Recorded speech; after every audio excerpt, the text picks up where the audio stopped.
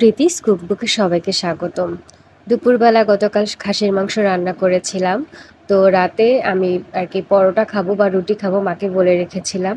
আর সবাই ভাত দিয়ে খাবে, তো আমি রাতের মাংসটা আলাদা করে রাখতেছিলাম সুন্দর করে বাটিতে। দেখতে খুবই লোভনীয় লাগতেছিল আমার, দেখে এখন আবার খেতে ইচ্ছে করছে যখন আর কি ভিডিওটা এডিট করতেছে আর কি। এই যে মা পরোটা বানাচ্ছে আমার জন্য। তো আমার জন্য বানাতে গিয়ে দেখা গেছে যে সবাই কম বেশি খেয়েছে, মানে বাসার সবাই দেখা গেল রাতের ভাত ওইভাবে কেউই খায়নি। এই রুটি দিয়েই মাংস দিয়ে খেয়েছে, মানে পরোটা দিয়ে। কেউ রুটি খেয়েছে, কেউ পরোটা খেয়েছে, তো আমি পরোটাই নিয়েছি। সাথে একটু পেঁয়াজ নিলাম আর লাল লাল খাসির মাংসের ঝোল। দেখেই এখন আমার আবার খেতে ইচ্ছে করছে। মানে খেতে খুবই ইয়াম্মি ছিল, মানে আমার কাছে তো খুব ভালো লেগেছে। আর আমার ভাই, আমার বাবা খাসির মাংস খায় না, সেও আজকে খাসির মাংস খেয়েছে।